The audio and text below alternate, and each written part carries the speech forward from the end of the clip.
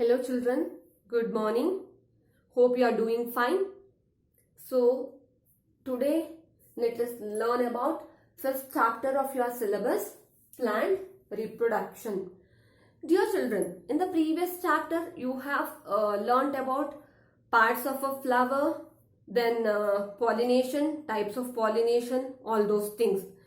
And also I have explained you what is reproduction, isn't it? So all living things reproduce. All living things reproduce. What is reproduction? It is a process of producing young ones or offsprings, isn't it? To continue our species, we produce our young ones. That process is called as reproduction. So plants are also living things. So they produce their new plants to continue their species.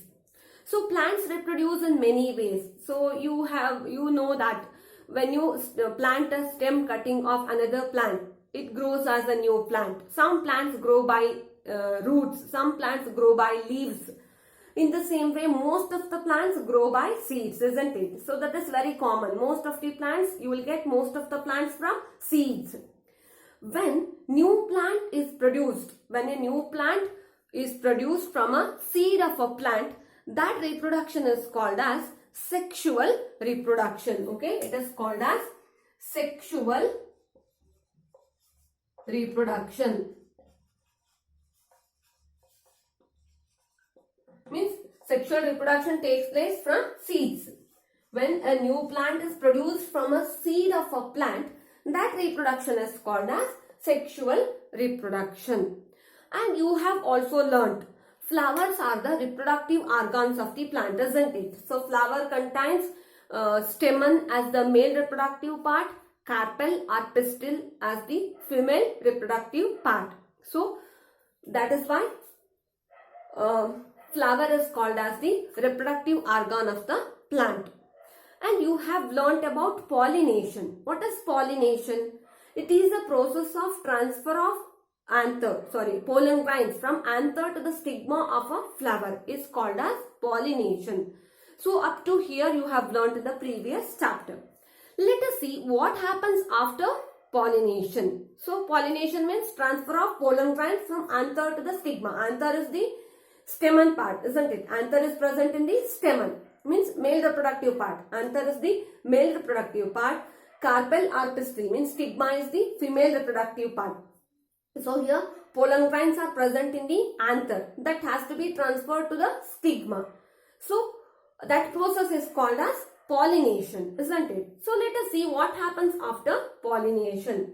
So as soon as the pollen grains lands on the stigma, means once the pollen grains are transferred to the stigma, once they reach the stigma, so they start to grow a tube-like structure. Okay, like this, they start to grow a tube-like structure.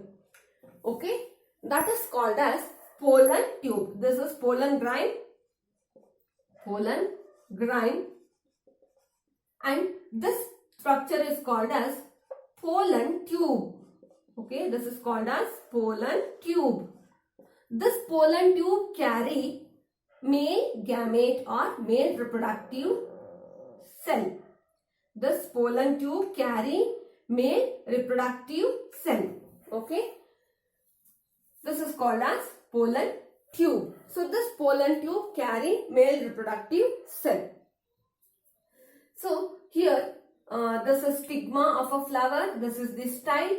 This is the ovary, and inside the ovary there is ovule, isn't it? This is the ovule, and inside the ovule there is egg. So this is ovule, and this structure is egg or ovum.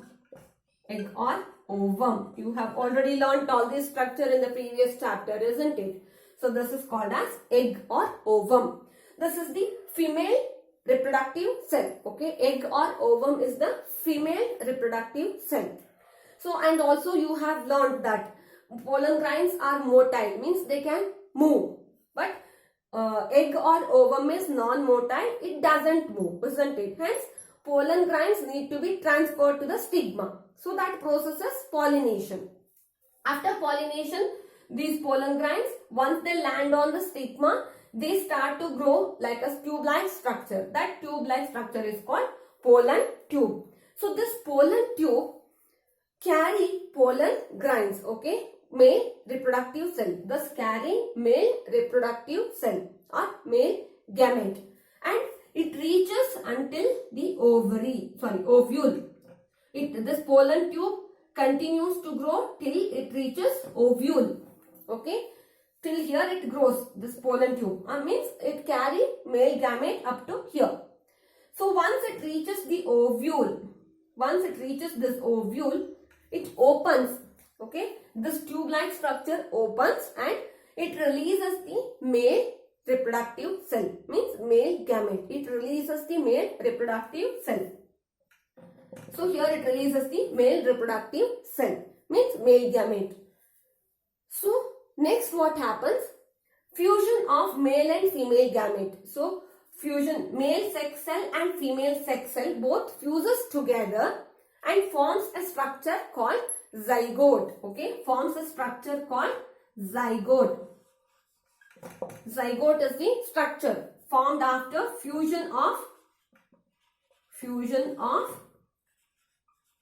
male and female sex cell or male and female reproductive cell. So that structure is called as zygote, and this process is called as fertilization, okay. This process means fusion of male and female gamete.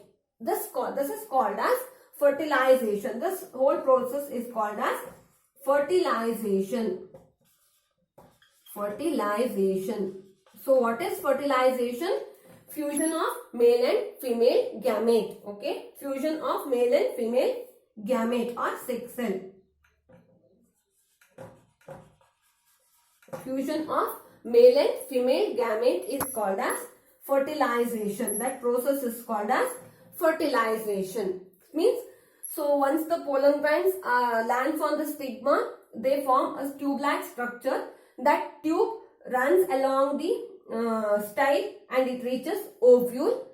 So this carry male gamete, okay, male sex cell. So once it reaches ovule, it opens up and releases the male sex cell. So here there is female sex cell. This releases male sex cell. So both fuses together. Both male and female gamete fuses together and forms a structure called zygote. Okay. So this zygote grows as a baby plant. New baby plant later on. When you sow seed, this zygote grow as a new plant. Okay.